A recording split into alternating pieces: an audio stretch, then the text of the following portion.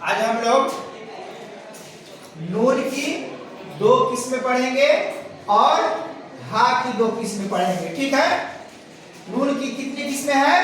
2 किस्में हैं। कितने? 2 किस्में हैं। पहला है नूने जाहिर, ठीक है। दूसरा है नूने गुन्ना।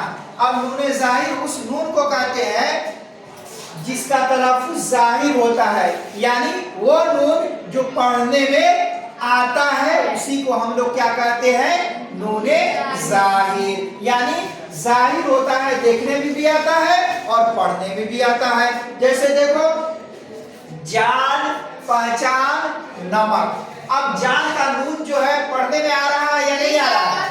आ रहा है। उसी तरह पहचान का नून, उसी तरह नमक का नून, ये सब क्या है? पढ़ने में आ रहा है। तो इसी को हम लोग बोलेंगे नूने जाहिर। क्या बोलेंगे? नूने जाहिर। उसके बाद दूसरी किस्म है नूने गुन्ना। ठीक है।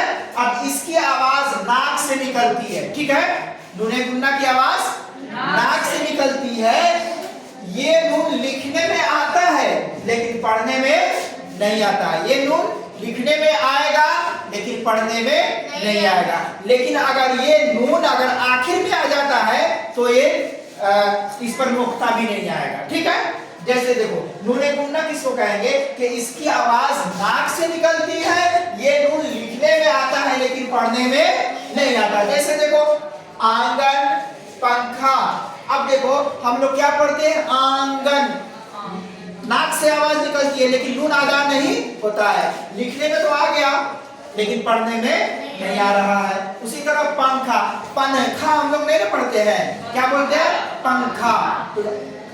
गुन्ना की आवाज नाक से निकलती है लेकिन यही नून अगर आखिर में आता है तो इस पर नुक्ता नहीं होगा। जैसे कहाँ, नहीं, जहां, तहां, वहां, ये सब क्या हो जाएगा? अगर आखिर में आ जाए तो इस पर नुक्ता भी नहीं होगा।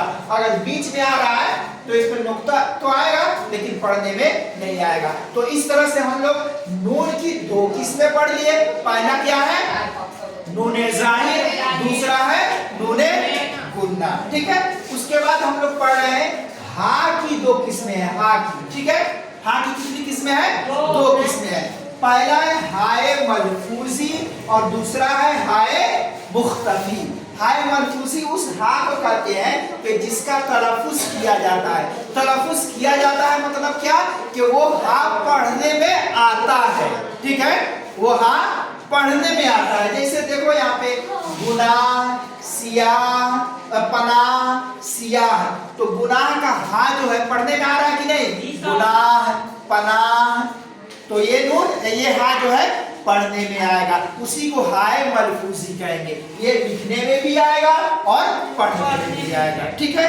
दूसरा है हाय मुख्तफी। मुख्तफी को मतलब छुपा हुआ। तो हाय मुख्तफी, इसकी आवाज अलिफ की तरह मालूम होती है। हाय मुख्तफी की आवाज अलिफ की तरह मालूम होगी। जैसे यहाँ पे देखो, बंदा, रिश्ता।